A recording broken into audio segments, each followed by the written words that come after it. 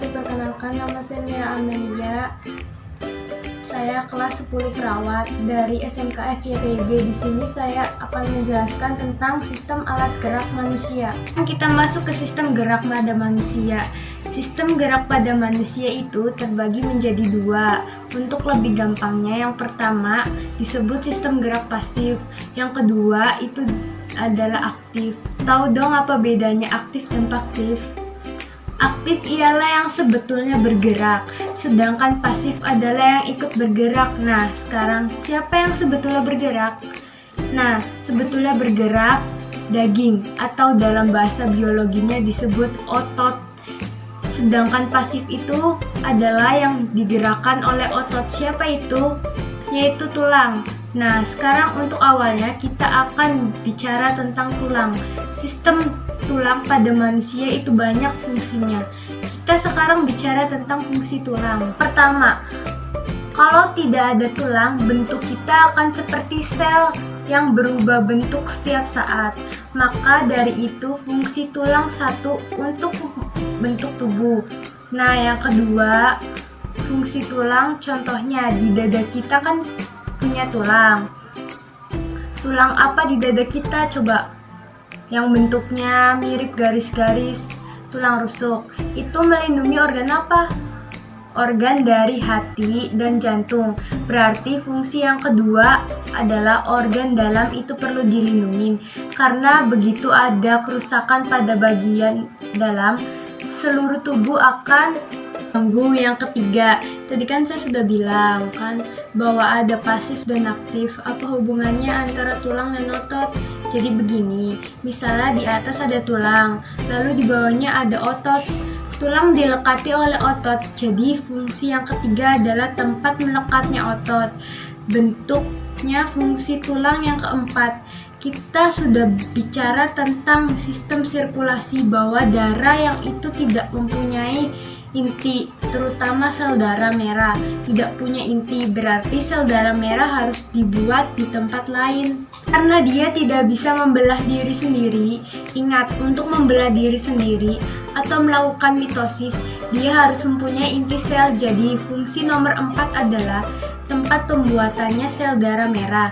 Nah, sekarang pertanyaannya, di manakah di tulang itu tempat pembuatan sel darah merah? Nah, betul, di bagian dalam tulang terdapat bagian tulang sumsum. Tulang inilah yang berfungsi untuk pembuatan sel darah merah. Dan kita masuk ke pembagian tulang. Tulang ada ratusan tulang, dan uniknya pada bayi itu tulangnya lebih banyak dibandingkan tulang manusia dewasa. Kenapa? Karena pada bayi sub tulang-tulangnya itu belum menyatu. Jadi ketika kita dewasa, tulang-tulang yang tadinya kecil-kecil itu akan menyatu. Sekarang kita pembagian tulang. Saya sebut saja rangka. Kalau tulang itu satuan, tapi sistemnya disebut rangka. Yang pertama, yang tercetak di kepala kita tengkorak. Nah, ini bentuk tengkorak.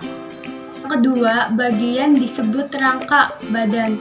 Rangka badan itu sendiri terbagi menjadi 3, yaitu gerak bahu. Artinya di bahu kita ada sistem yang menompang tangan kita, namanya gelang bahu. Di tengah-tengah ada tulang dada. Coba kalian tekan di tengah-tengah dada kalian. Itu ada sesuatu yang keras, namanya yaitu tulang dada. Tulang dada itu tempatnya melekatnya rusuk. Berikutnya kalau ada gelang bahu. Kalau gelang bahu itu untuknya perlekatan lengan. Apa itu untuk pelekatan kaki? Yaitu gelang pinggul. Oh ya, gelang bahu disebut juga gelang panggul. Panggul yaitu sekitar bahu di pinggul, yaitu sekitar pinggang. Berikutnya di depan itu ada tulang dada dan rusuk. Di belakangnya ada tulang belakang. Nah, ini termasuk palitum vertebrata. Jadi kita punya tulang belakang. Berikutnya yang terakhir adalah biasa disebut appendix. Appendix itu adalah artinya tambahan. Kenapa disebut tambahan? Tengkorak itu penting untuk melindungi otak rangka. Badan penting untuk melindungi organ bagian dalam. Yang sangat penting yaitu jantung, hati, paru-paru, usus, tulang belakang, Penting karena semua saraf di otak itu disampaikan oleh tulang belakang. Apendik itu tambahan yang jika diputuskan atau tidak ada manusia bisa hidup, yaitu lengan dan kaki. Maka dari itu kita bagi dua. Ini adalah tungkai, saya sebutkan sekedar lengan dan kaki, tetapi tungkai di atas yaitu lengan atau lengan bawah dan bawah tungkai bawah.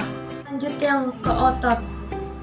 Tiap otot dikelilingi oleh jaringan otot pembungkus yang disebut vermenium, expinium, atau fascia propenia. Otot-otot ini melekat pada jaringan ikat khusus yang disebut tendon.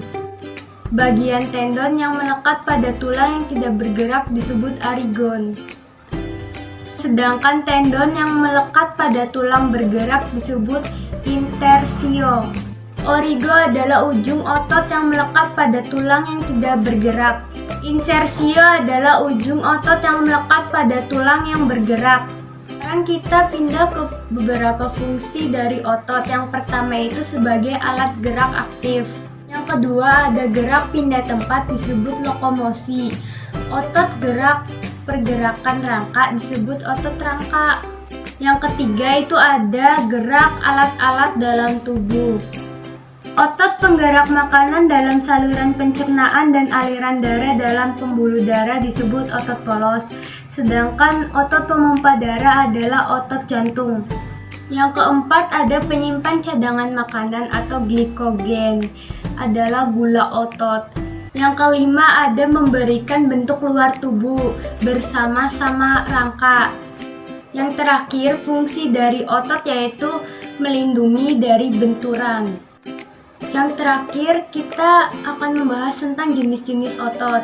Otot ada 3, yang pertama otot polos, yang kedua otot rangka, yang ketiga otot jantung. Jenis otot polos yang pertama itu membentuk seperti gelondong, inti satu di tengah, bekerja tidak sadar atau involumenter, kontraksi lambat, cukup lama, tidak cepat lelah, terdapat pada saluran pernafasan, pencernaan, reproduksi, pembuluh darah, dan getah bening.